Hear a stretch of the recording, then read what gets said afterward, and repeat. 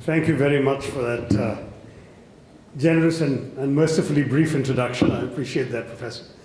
I always worry about introductions at these kinds of gatherings because you never know these days, how you'll be introduced, especially in the era of the internet, where people tend to look you up and they find things you may not have actually done.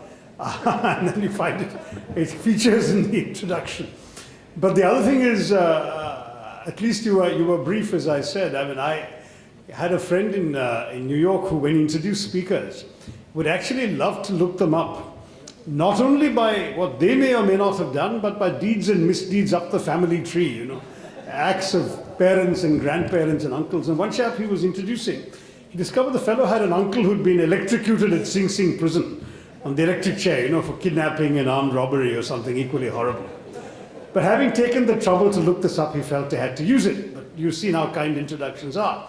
So he said, our distinguished speaker had an uncle who occupied the chair of applied electricity at one of the nation's leading institutions. So, it's just my way of saying that these introductions should be taken with a generous pinch of salt, but thank you very much nonetheless. And let me really begin by saying how delighted I am to be amongst all of you today for this inaugural edition of the IIM World Conference with the theme of emerging issues in management. Coming as I am from an academic background devoid of any formal education in management theory, quite the opposite of my minister, because Pallam has actually done management studies and he's even brought his professor in tow with him to certify that he's a professionally qualified manager. But given nonetheless my 7 years of professional experience managing the largest department of the United Nations Secretariat with over 800 staff in 77 offices around the world, a shrinking budget and political pressure to prune overheads, I had some sense of what the task is all about. So the theme I've chosen for my remarks today, of the three choices I was given to me, one of the overarching themes that I know you will be addressing at this conference immediately after this plenary, is looking beyond profit.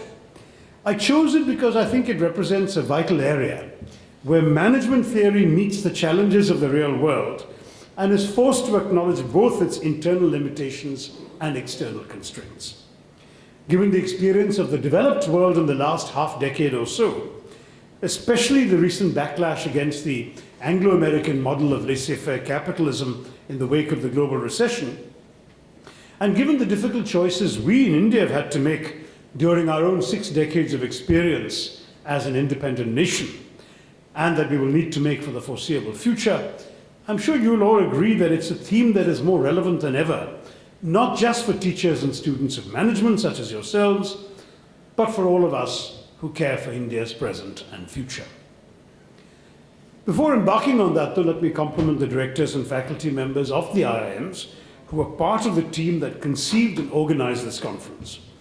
In over 6 decades of their existence, brand IIM has well and truly come into its own, and is today synonymous with a world-class management education with a distinctively Indian flavor. The story of the recent economic resurgence of India would be essentially incomplete without acknowledging the critical role collectively played by the IIMs in providing our country with an amazingly talented, highly motivated, and very successful group of managers who have gone on to transform every area of our society and economy with their exceptional leadership. I cannot even begin to enumerate the extraordinary achievements of IIM alumni and the difference they have made to India. But I'm proud to affirm that your alumni have more than realized the hopes and vision with which Pandit Jawaharlal Nehru first envisaged your existence. As in so many other areas of our nation building, we must pay homage to his farsightedness for realizing that to meet its tryst with destiny, India would need world-class leaders of business and industry. Now, I'd like to outline before you one aspect of the challenges we're facing in this 21st century. And I put it to you that how we think of profit must also change to reflect the ways in which we, as a society and a nation, must face up to the challenges of our country. In talking about looking beyond profit, I'd say we're dealing with two topics of long-standing controversy here: the role of profit in economic activity and the role of government in economic activity. The former has seen much debate and evolution since Adam Smith's work on the wealth of nations was decried as promoting the worship of mammon. The latter, too, has seen its share of theorists and trials, be it the dominant Keynesian formulations of the 20th century or India's own experiments with Nehruvian Fabian socialism and the planned economy. What we are seeing evolve today, however, is a sophisticated and interconnected system, which I'd like to think of as an emerging knowledge society. Now, I'm saying knowledge society and not merely a knowledge economy, because the knowledge economy is one that we're told India stands to reap the benefits of, but a knowledge society is dedicated to the greater goals of development and integration in an atmosphere of enlightenment. The rules of the market economy certainly have their role to play, and indeed are of great benefit when applied in their proper place, but that is no invitation to apply the economics of the marketplace indiscriminately to every field of human endeavor. After all, another long-running debate has been about whether rules of economic rationality also approximate rules of justice, fairness, and morality. The jury is still out on this one. There is, for instance, Justice Richard Posner's persuasive writing in America regarding the economic efficiency of the common law. But suffice it to say that human rationality can factor in more variables than the traditional economic model would permit. In this emerging and also emergent system, our concept of profit too must be re-examined to align more closely to what is profitable in a knowledge society. After all, that's where our ministry comes in. Now, traditionally, profit and its related concept, profitability, reflects simply an assessment of the extent of returns one can expect from any economic enterprise.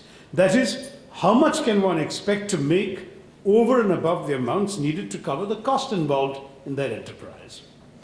Profitability is also a factor for assessing the merit of any such enterprise. The rationale for such evaluation is elegant in its simplicity. The goal of any such economic activity is to provide the greatest possible returns on the resources invested in it, presumably with each investor gaining a share proportionate to his or her contributions. A profitable endeavor can best provide such returns, hence succeeding in its prime goal. That is to say, barring any form of impropriety or diversion, we can come back to that, shareholders can expect to see their share of profits generated by enterprises in which they have invested. Now, this is, of course, an exaggeratedly simple view of profit and business, and you can figure out that I haven't done my MBA. The devil is in the details, or in this case, in the definition. We all know that profit equals earnings less costs. But exploring that simple formulation in any detail opens a fair number of cans of worms. What revenue qualifies as an earning? What exactly does one account as a cost? What exactly does one do with whatever amount has been identified as profit? And what, if any, implications does that have for profitability? And on which of these does one have to pay taxes, as opposed to those on which one can safely claim an exception? Incidentally, it's by virtue of their mastery over this kind of arcane knowledge that CAs, CFAs, tax lawyers are such feared and respected figures in our community. This is an example of information arbitrage, and it's one of the traditional means of cornering profits which the 21st century knowledge society, with its tax submitting software, might well make increasingly obsolete. But that's a digression. Now, the moment we delve into the definition of profit, some reservations can arise. One is fairly evident and well explored. A preoccupation with profit in the present too often translates into neglecting the sustainability of profit, or the enterprise, or the community, or even society itself into the future. Just during the tea break, we were talking with somebody about the CSR law. The practically universal adoption of corporate social responsibility norms and practices can be seen as one form of awareness of this shortcoming. Businesses across the world now accept that their earnings, their profits, come from society. And as such, they must take steps to ensure the health and vibrancy of society if they are to thrive. Now, I know that this sounds like I'm talking like a Congress party politician, but I urge you to think of the principles involved. as we are coming to realize, globalization and the shrinking planet, which I'll have to come back to, do not permit the commercial equivalent of slash and burn agriculture. Rather, a society or community must be cultivated with care and attention if it is to serve as a lasting asset. As the global financial crisis most recently established, anyone who erodes part of the foundational linkages between economics and people anywhere in the world soon finds that he has undercut himself in the bargain. Regaining a steady footing from that position is proving a pretty large challenge for two entire continents even today, and the measures that those nations take in this effort continue to have implications for every one of us, even here in India. The changing profile of tourists visiting the lovely state of Goa, which nationalities are buying up property here, all of this is but an illustration of how financial instability and change in the economic centers of the West and the outside world can be transmitted to our shores. Now, this idea that profits ultimately stem from society can be thought of not necessarily in political Congress party values, but in terms of what we can call a public trust doctrine. Simply put, the doctrine of public trust states that we are simply given temporary stewardship over the resources we use, which makes it our duty to pass on to our successors resources undiminished in quality or value, though they may be transmuted in form. Environmentalists have long made this argument. An African proverb that my old boss Kofi Annan was very fond of quoting says that Earth is not ours, it is a treasure we are meant to safeguard for the next generation. And of course, each generation safeguards it for the next. That is a very simple environmentalist insight, if you like. But this leads to an entirely new understanding of profit, one which would restrict it largely to the benefit gained from our resources without damaging the resources to which the next generation is entitled.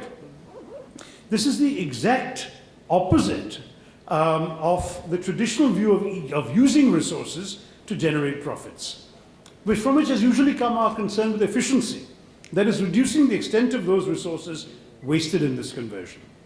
In this new conception, 100% efficiency is the minimum we demand, because trading off our resources for gains in the short term would actually be a loss. Applying gains to improving our stock of resources would be true profit. The implication is that the idea of profit must be reconsidered to reflect not so much those who can best secure value for the resources they hold in trust, but rather those who can ensure that their resources will be maintained and will grow in value. Profit is inherently judged also, in other words, in terms of the capacity to make future profits. Your capacity and the capacity of future successors, a future generation to make profits.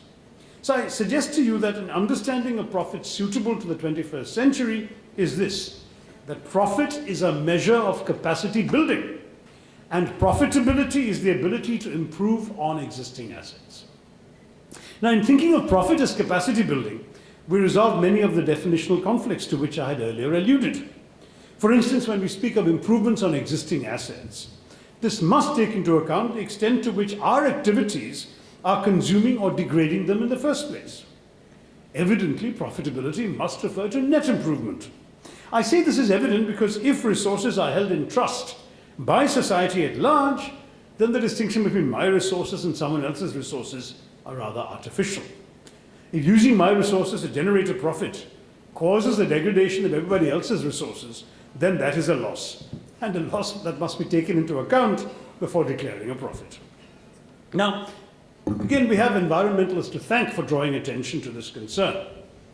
In the decades since Rachel Carson first wrote about the environmental costs of pollution, most nations have brought in legislation to ensure that firms are forced to take into account at least the most egregious of these implicit costs, paying taxes equivalent to the damage they cannot avoid and liable to massive fines if they cause damage by negligence.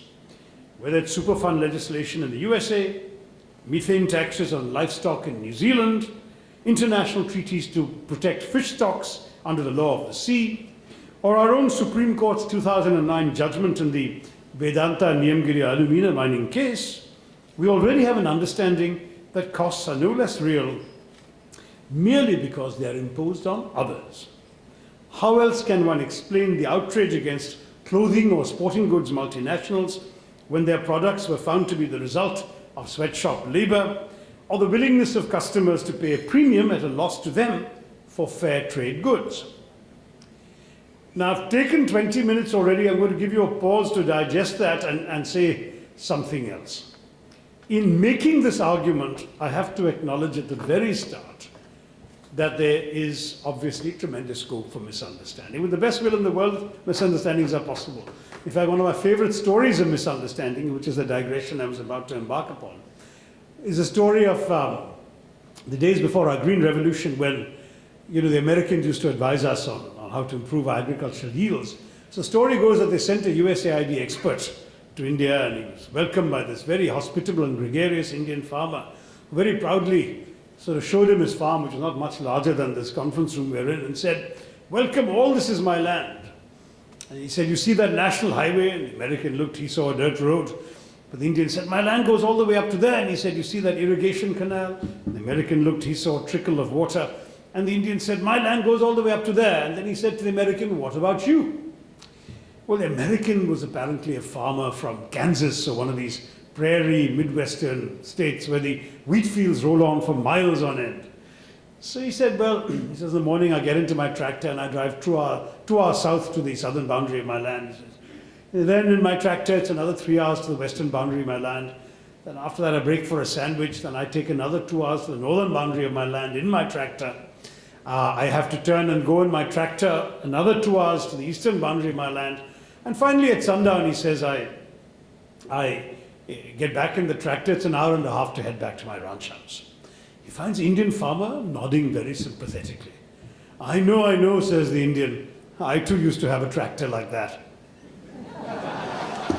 Okay, so the point of the story, other than to make sure you were still listening after those 20 minutes of theory, is to make the point that what you understand depends on what your assumptions are.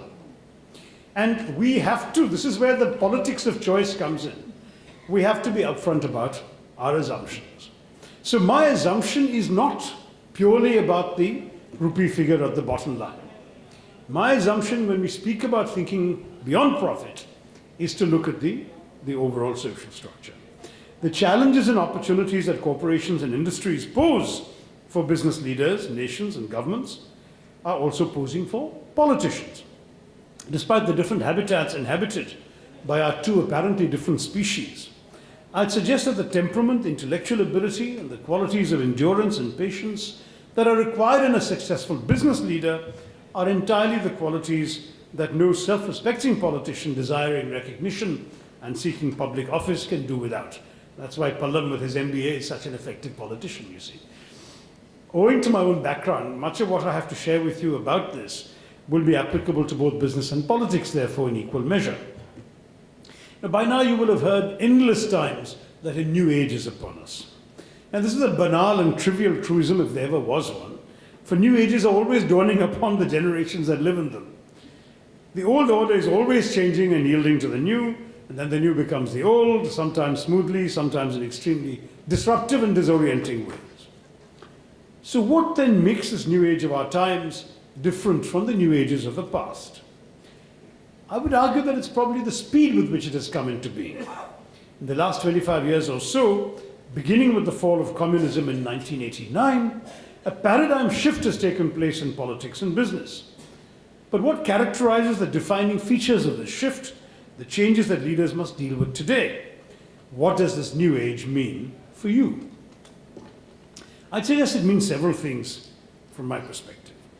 As I see it, the salient features of this paradigm shift are the spread of globalization, the growth and success of democracy and universal ethical standards, and the occurrence of sudden systemic shocks, both in politics and in business.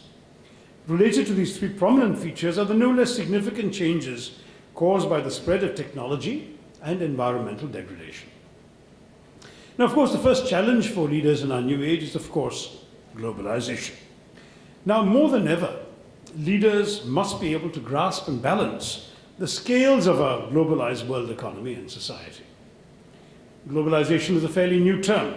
Professor Theodore Levitt, a marketing professor at the Harvard Business School, first employed it as recently as in a 1983 article in the Harvard Business Review. The term globalization had not been used before that. Globalization then became a buzzword following the end of the Cold War. But the phenomenon has long been a factor in the foreign relations of the US and, of course, has deep roots in history.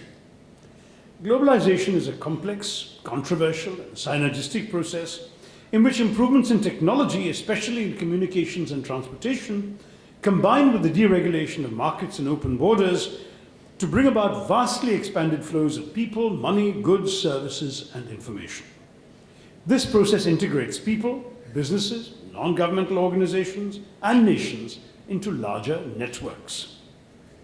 Globalization, to its advocates, of course, would say it would be something that promotes convergence, harmonization, efficiency, growth, and perhaps democratization and homogenization. It's also an increasing feature of our times. I don't know how many of you remember all those articles a few years ago about the 10th anniversary of the tragic death of Princess Diana. Well, what's that got to do with globalization, you may ask? Think about it this way. An English princess with a Welsh title leaves a French hotel with an Egyptian companion who has supplanted a Pakistani. She gets into a German car with a Dutch engine and is driven by a Belgian chauffeur full of Scottish whiskey. They're then chased by Italian paparazzi on Japanese motorcycles into a Brazilian-built tunnel where they crash. A rescue is briefly attempted by an American doctor. The lady then passes away, and this whole story is being told to you in Goa by an MP from Thiruvananthapuram. There's globalization. So, I have to wake you up periodically, otherwise this is getting a bit...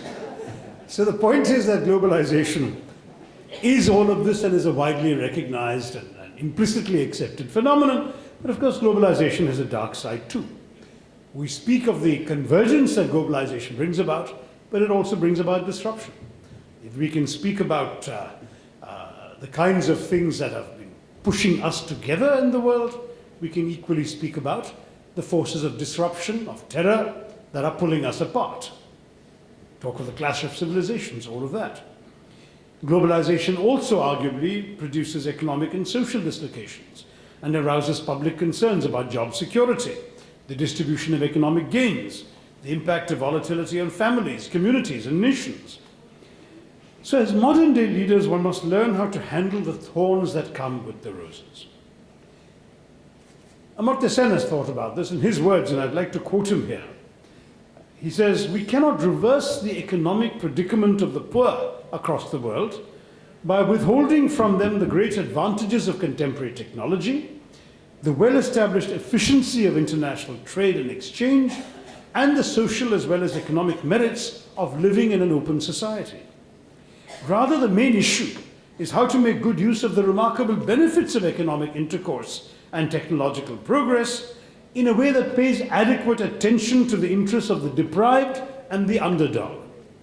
The question is not just whether the poor too gain something from globalization, but whether they get a fair share and a fair opportunity," unquote.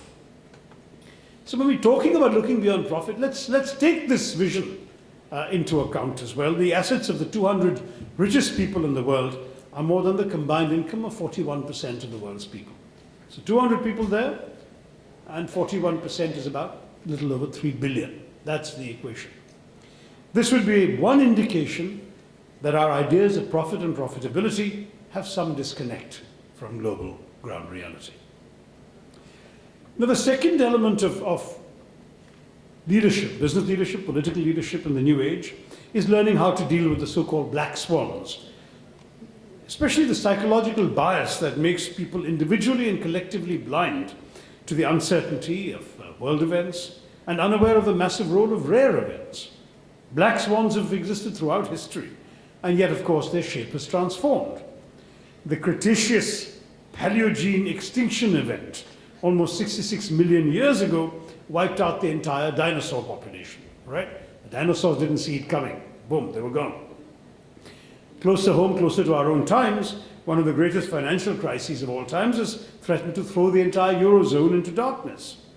So you've got various kinds of the unexpected developments, and uncertainty affects decision making in many ways. For instance, if firms cannot predict future levels of effective demand or growth rates, how can they take a rational decision regarding investment? Similarly, how can banks lend to potential borrowers if they do not know whether they'll be able to repay their loans given the uncertain levels of effective demand in the future? And Malcolm Gladwell, who's a great popularizer of complicated ideas, has come up with his theories on uncertainty, providing valuable insights. In his book Blink, which came out a couple of years ago, he narrates the story of a statue dealer.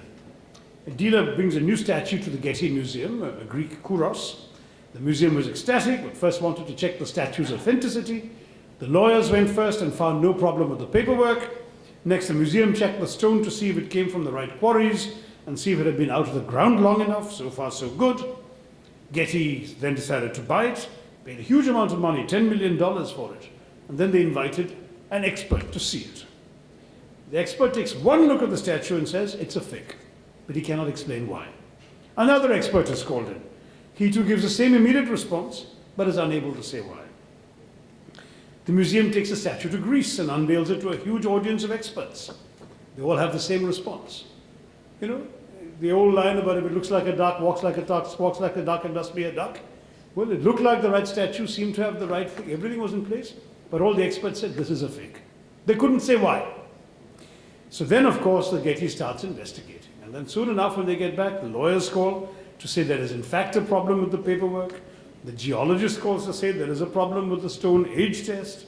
In the end, all the data that is found proves that the expert's instinctive reaction was right, it was a fake. Just as the experts thought it was. But the experts couldn't explain why.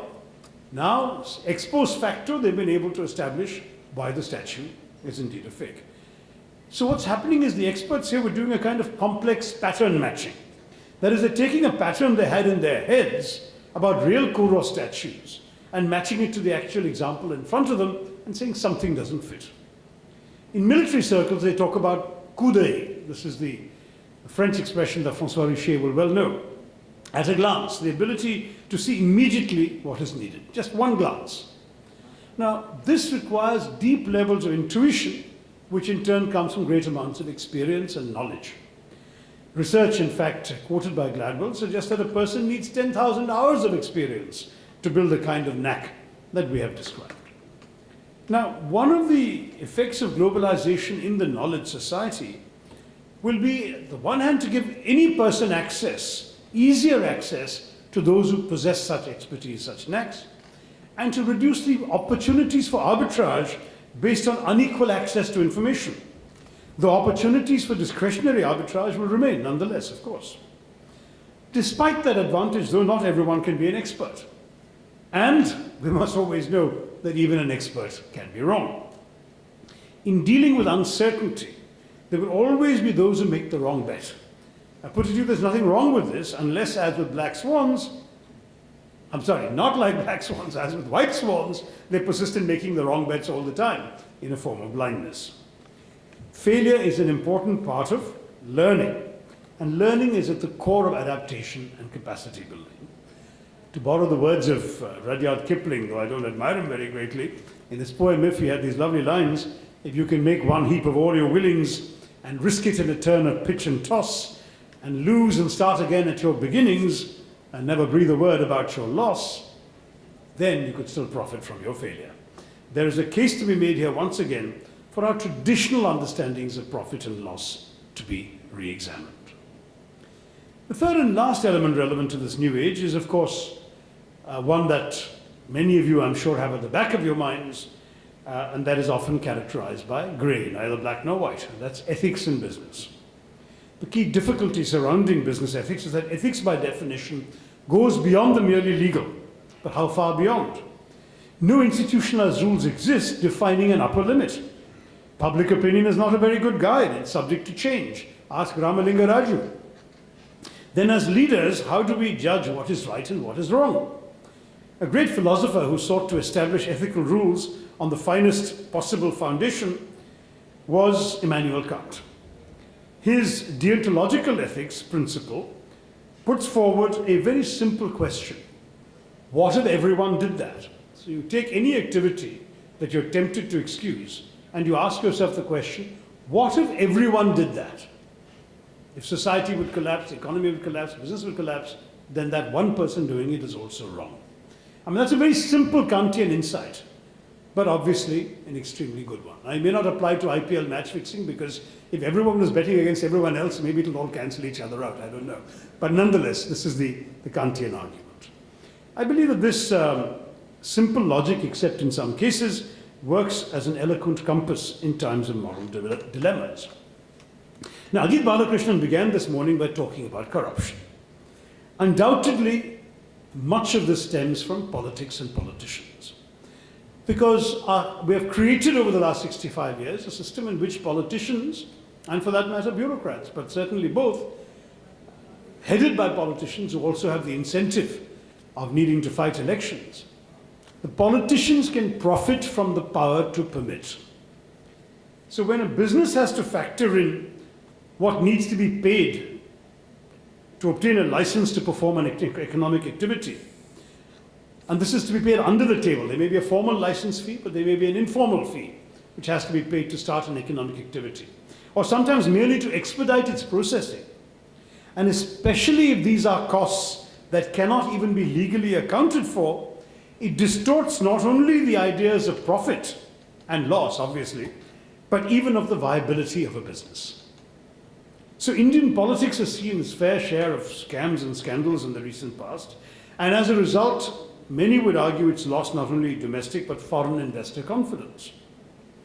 Ethics in business and government, and in politics obviously, has to be the anti-clogging device that cleans the system every now and then, lest it burst from the pressures of greed and corruption. Think of it as a drainage pipe. It gets completely clogged up. Eventually, at some point, the pipe will crack.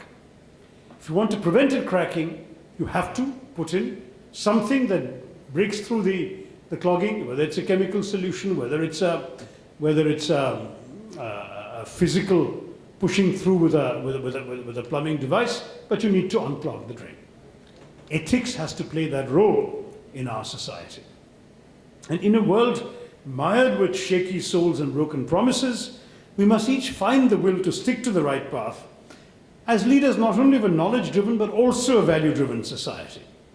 Only then will we see the positive economic connotations from the creation of trust, even as we see the negatives today. The experience will be an eloquent argument for appreciating the role of societal context in determining profit and of ensuring that we do our part to protect and maintain that context in its most conducive state. I know that I've taken far too long. I had intended to do it quicker, and I still will leave some time for questions. But before I wrap up, let me end by quoting a few lines by Rabindranath Tagore, in which he said that, and I quote, "The highest education is that which does not merely give us information, but makes our life in harmony with all existence." It's a very Indian, Tagorean idea, if you like. Harmony. I believe that the IIM World Conference is just such an event that creates this harmony for educators and business leaders alike. I thank you all for looking forward to contributing to it so tunefully, and hope that I've been able to strike some modest chords of my own. I look forward to your comments and questions. Thank you, and Jai Hind.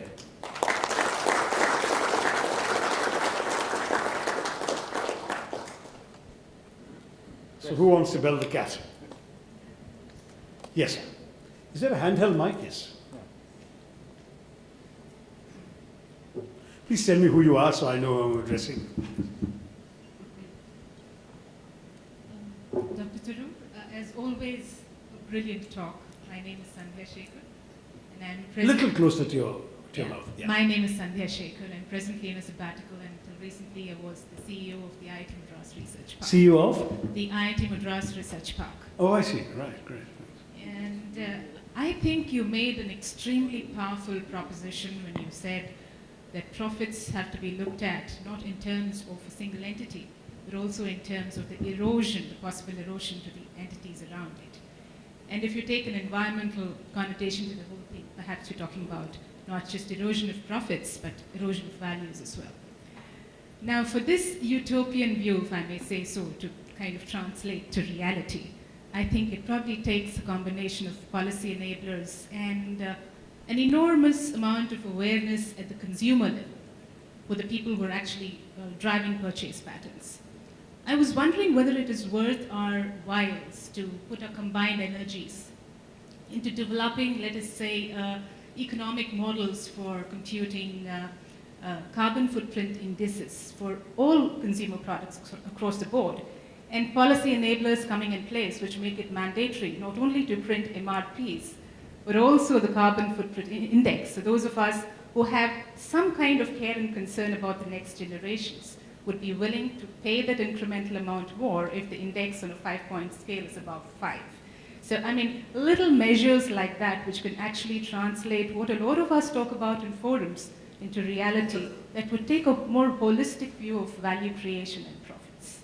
Thank you. That's very interesting. And then you're all about to break up into these different sessions, these different workshops. And I hope that people who would like to pursue that idea might go into the workshop on looking beyond profit.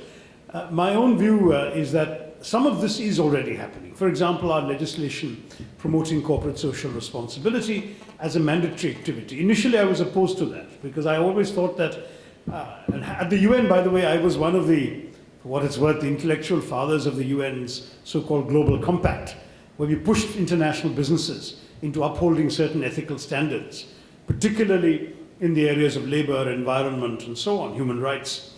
And in doing that, we were very conscious that it had to be voluntary, because no business, in the particular living as we were in New York, we're very conscious that no business takes upon itself the obligation to be anything more than an entity that serves the interests of its shareholders. That is the classic American view, certainly. And therefore, we advocated our Global Compact very much as a voluntary offer, and we were surprised to some degree by its success. It's a hugely successful venture, which has outlasted Kofi Annan's tenure, is still continuing. Thousands of companies around the world have signed up to it. Now, in India, therefore, when the idea came up of legislating CSR, my worry was that it would take out the joy of giving, as it were, and make it simply one other form of tax. But I find that there has been a willingness on the part of businesses to understand why this is important. We have traditionally, as a society, been charitable only in an individual way. And a lot of people have not seriously applied their minds, and that applies as individuals as well as businesses, to organizing our charity or our giving in a way that is socially responsible. So the government, in recognizing that and making this a law, has actually, I think, done a very interesting and positive thing towards precisely this long-term sustainability of a society's notion of profit. So you make a profit in your business, 2% of it you spend doing things, for example, that will uplift a slum, that will educate a poor child, whatever, and that in turn becomes a resource for future generation of profits by our society. And that is one example of the ways in which we are doing this. Carbon footprint analysis is definitely another one, carbon trading, all of that. It's a complicated and esoteric field, but some of you are better equipped than I am to think this through and come up with ideas. Why not? It'll be a very interesting thing emerging from this meeting if somebody actually started a project to work on credible models that can be easily applied by our government. And I think there would be some receptivity. I'll be very happy to speak to my good friend, the Corporate Affairs Minister, to see how we can take some of these things on. The Environment Minister would have a legitimate interest in seeing how we can adopt such a mathematical model. So by all means, go ahead with this effort. Yes? The mic seems to need to be rather close to your mouth. Yeah. Well, I'm B.B. Chakravarti from IIM Calcutta. Now, From? IIM Calcutta. Right. Now, well, thank you for the speech, but let me be a little brief. Well, we had the original view that the business of business is to do business. Correct. Okay. And from there, we now move to the triple bottom line and so on. But the question, when one looks beyond as a business, but beyond looking beyond as a cost. So essentially, who pays for that? So is it that I take money from you and give you back? And such issues are also become equally important when you make it mandatory. When CII was totally opposed that you make it voluntary totally. then the joy of giving probably will be much more than merely when you force somebody to pay 2%. And essentially, in today's business, many look at this nothing other than risk containment measure. You know, I'm here in some place taking away the material from somebody. They may be violent and killing us, so let's put in some things, mobile dispensary and so on. So there is a bit of issues when one talks about looking beyond profits. It's not, the look has a cost. That's what I would like to talk about, and your views on that. No, I think that's entirely consistent with what I've been saying. Because look, for example, in the old days, until environmental consciousness started coming up in the West in the late 60s and in our country in the 90s, what happened? A business sets up a factory, let's say. It pays a fair wage to its workers, let's say. But no one asked who is paying for the costs of the health of the surrounding people when the smoke comes out of the factory. Who is worrying about what has happened to the rivers into which the industrial waste is being dumped? Who is actually accepting that the profits of this business are being built while causing a loss to society now and for the future? This consciousness is relatively new in our society. It's literally come up in the last 20 years. And it actually took, as often happens, a Supreme Court to be ahead of political opinion before the rest of us were brought in into the process behind them. And I think that it's appropriate that we think of these questions. I am not one who is, believe me, I mean, not at all one who says that environmental concerns must trump investment and so on. As somebody in this field where we are dealing with the staggering numbers we have of young people, our portion, what Pallam and I are focusing on, and Ashok and all of us, is in educating the ones we've got. But once they educate and they emerge, what will they go into? They'll have to go into jobs. Otherwise, the education would perhaps only be served to imbibe more Maoist ideology. So the economy has to grow. That requires investment. We don't want environmentalism to be something that discourages investment. There has to be a sensible balance. But my argument is, yes, you must create a business-friendly environment, but you cannot do so insensible of the impact that is having on the larger society for now and for the future. So when we speak about looking beyond profit, it is not enough for us to think purely in terms of the specific books of the company, of the business, of the venture. We have to look at everything. I mean, you already, I'm sure, in your institutions have considered everything from the tax benefits, the subsidies, the everything else. Then I'm asking you to also think about things like the environmental damage. Think of the social costs. If you, and this is on the other side of the ledger, of those who are not employed. If your business is not allowed to succeed, you don't hire more people. Will India suffer greater damage because you are not able to thrive as a business than it would even if we had to accept a certain amount of environmental damage? There are constantly costs and benefits that have to be weighed in the balance. But I would certainly not want to argue a case for fundamentalism on either side of this issue. I want to plant a thought that one needs to think beyond the literal understandings of notions like profit and loss. But I certainly expect there and hope there will be, at the corporate level and at the governmental level, a sense of balance in determining how to go forward. Yes.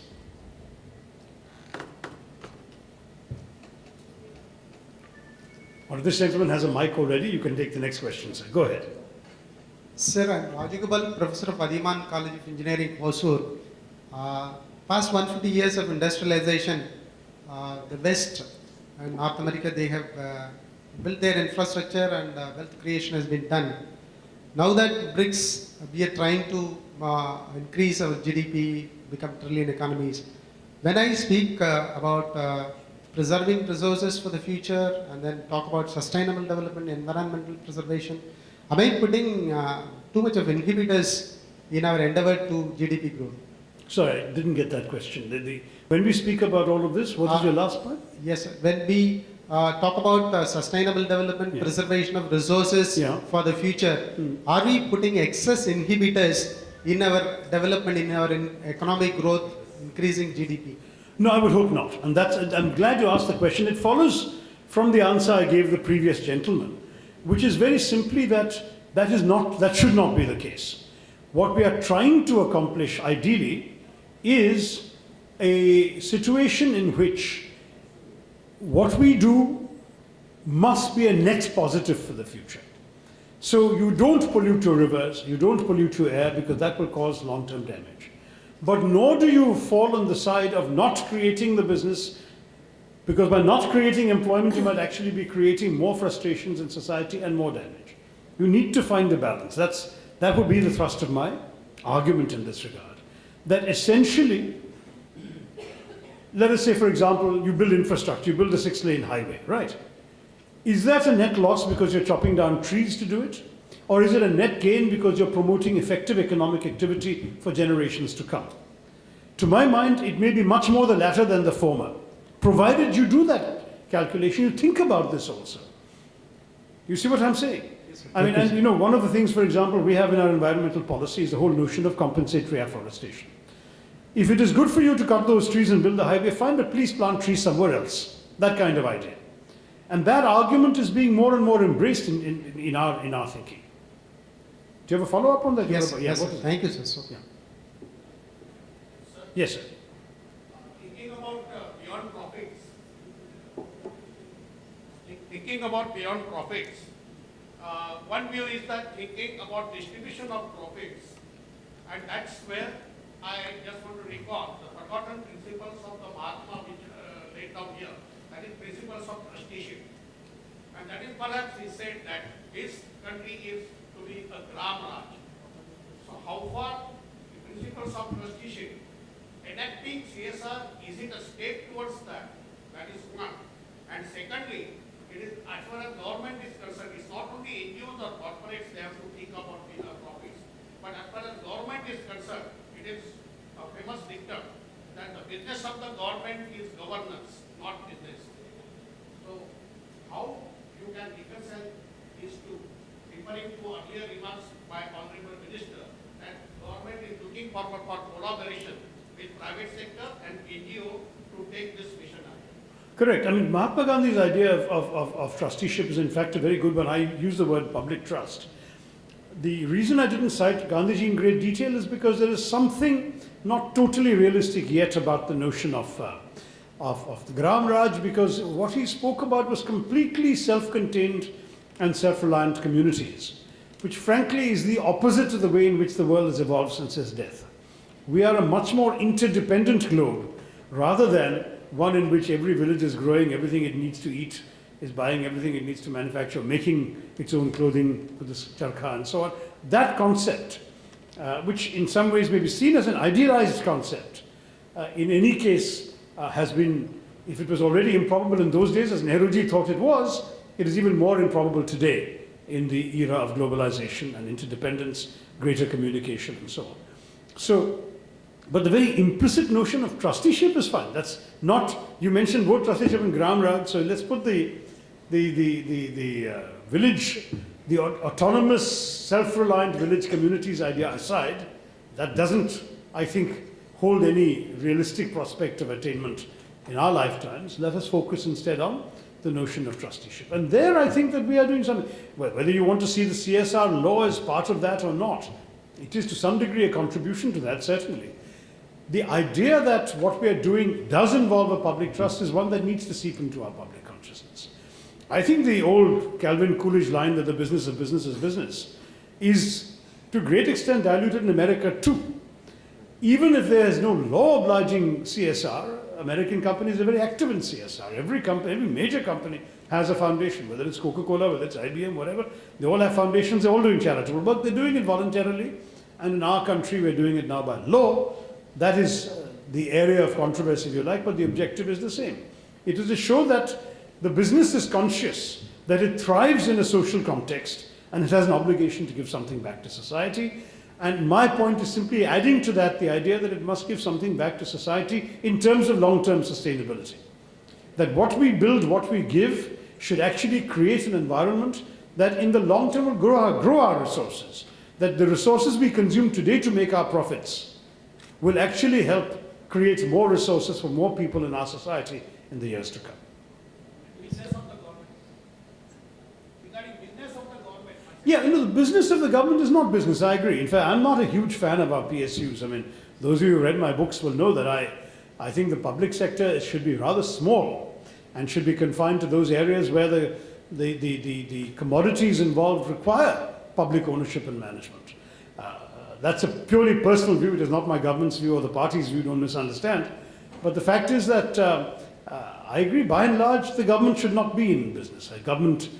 Should any government be running hotels and airlines and so on, is a different matter. But whoever is doing it needs to be conscious of the larger public interest. I would have no problem, for example, for argument's sake, if all airlines happen to be private, obliging some by law to fly loss-making routes in the interests of national connectivity. So we'll say, this is we're giving you, you're also doing a public trust, you have the airwaves for you, you can fly wherever you want, but you will go to Guwahati and Jorhat and Aizawl because it is in the national interest to ensure those places have a flight to go to, for argument's sake. I don't see why that couldn't be done. Just as, there are laws in countries which says any company employing more than 1,000 people has to have a school for the children of those workers, for example. These are all entirely legitimate. These are not about the government telling businesses, this is not about the government doing businesses, it's about the government telling businesses how to conduct themselves responsibly, and I have no problem with that. Last two questions, and I just saw two hands up, you and the lady, and then we should wrap up. In any case, I think 1 hour was the cut-off, no? So you and then the lady. I'm Mr. Ramnath Pairaikar from the local media. Sorry, could you repeat that? Yeah, I'm Mr. Ramnath Pairaikar from the local media, the Navin Times. I would like to attract your attention to FDI. This particular investment is seen as a bulldozer which will trample the interest of the local industry. Now, with the spending power of Indians increasing and wealth generated in the market is ever increasing, do you think that it would be wrong to attract the FDIs? No, I'm profoundly disagreeing with the question. First of all, FDI in industry is already there. I mean, you can come in and set up an industry in India. So it's only FDI in retail that was debated recently. So interests of local industry in any case, in many cases, benefit from FDI. We are trying to attract more FDI because without FDI, without both domestic investment and foreign investment, we will not be able to generate the economic activity that is so essential for our economy to grow, for us to pull our people out of poverty, for us to provide employment to our people. So investment of all sorts is fundamentally required in our society. As for FDI in retail, there the government has made very clear what the arguments are in favor, that it will actually help increase the utilization in a constructive way of currently wasted resources. For example, we throw away in India more fruit and vegetables than are grown in the entire continent of Australia, which is an agricultural continent. We just throw it away because we don't have cold storage facilities, we don't have effective transportation logistics networks, we don't have a truly national market for fruits and vegetables, so you can get something in some part of the country at one time, but whatever cannot be locally consumed is discarded or rots. All of these inefficiencies would be dramatically changed if you had a nationwide chain of efficient, modern businesses that happen to be purchasing and selling fruits and vegetables across the country. Just give one example. So why would that hurt the interests of Indians? It would benefit the Indian consumer. It would benefit the Indian farmer who would get money for fruit that he's currently throwing away. And it would strengthen the country's capacity for the future by creating an infrastructure and a network, a logistics network, a cold storage network, and so on, that otherwise does not exist. So why would you be against it? Frankly, I find nothing but political opportunism and short-sightedness in the opposition to this sort of thing. And I think that once people think it through, I find one thing that very much works is asking people to explain their objections. If they can explain their objections in a logically consistent manner, you have one thing.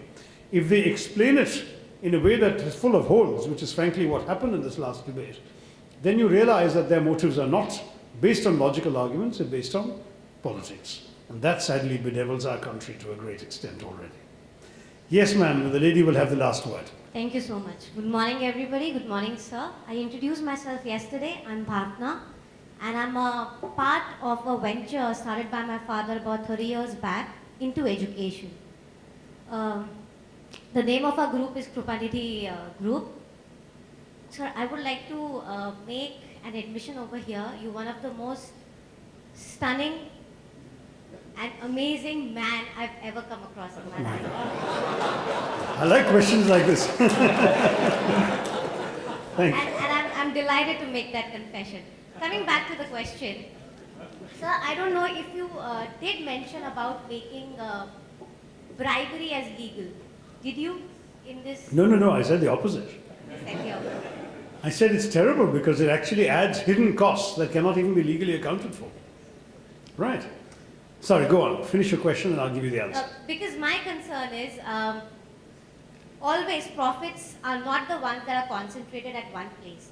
Especially when small ventures like this come up and they grow. The kind of brunt we people have to pay in form of bribery is huge. And I'm not talking about ethical responsibility or the value system and all those things here because they are a little away from reality.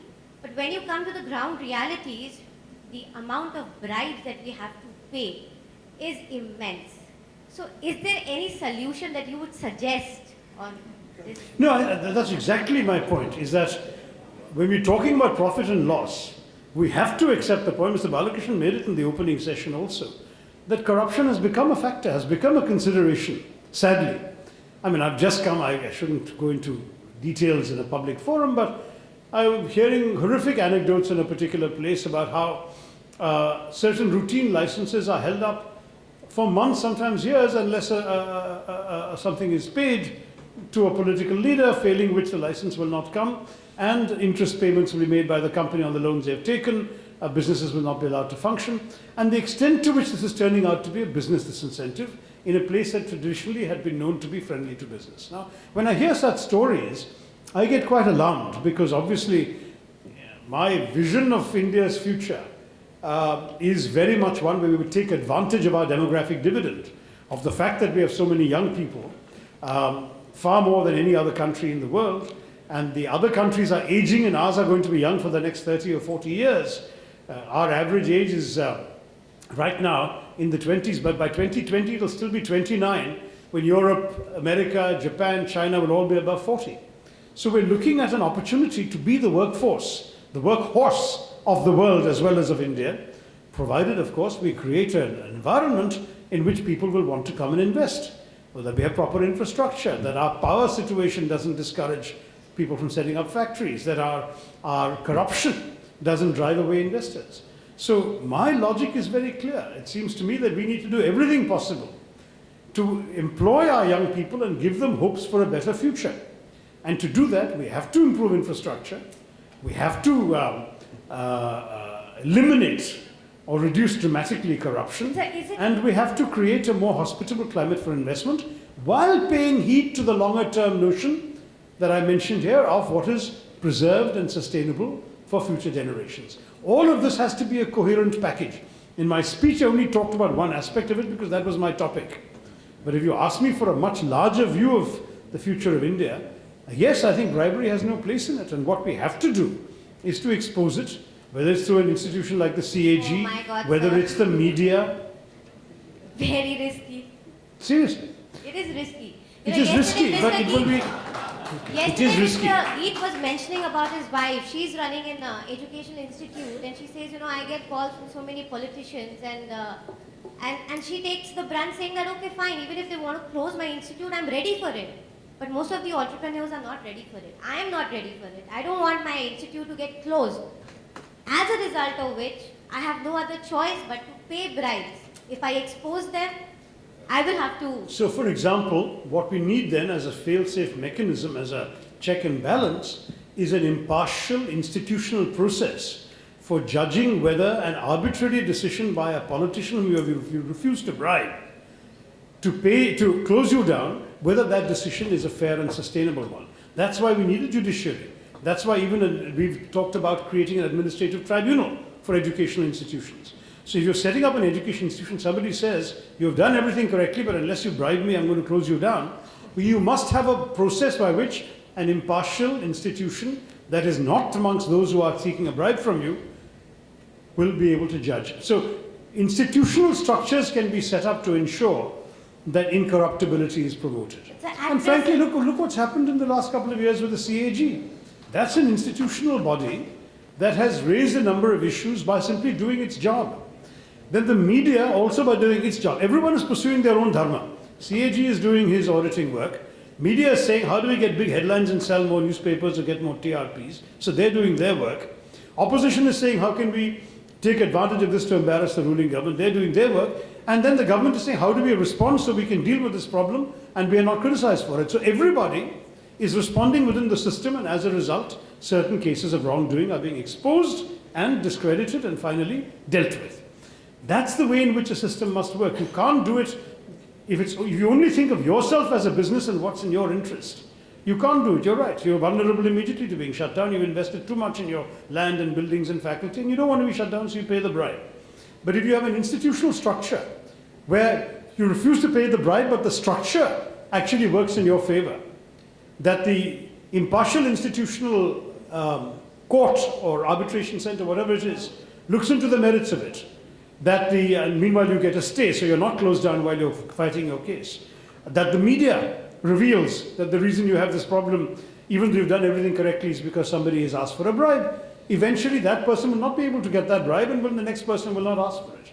It may sound idealistic, but this is the only way we can change our society for the better. But at present, do we have an arbitration system like that? Yeah, well, the Educational Arbitration Tribunal does not exist yet. It's a tribunal, Ashok, that's in the pending bill, right? The tribunal. So that doesn't exist yet, but you still have access to the courts. You still have access to the courts. Pending the creation of an education tribunal, you can still go to the regular judicial system. And even if it takes too long, which is the usual complaint about our court system, at least while it's going on, you will not be either paying the bribe or being closed down. So go through the courts. That's another solution until we get our tribunal up there. Okay, thank you all very much. I've exceeded my time, but enjoyed talking to you. Thanks.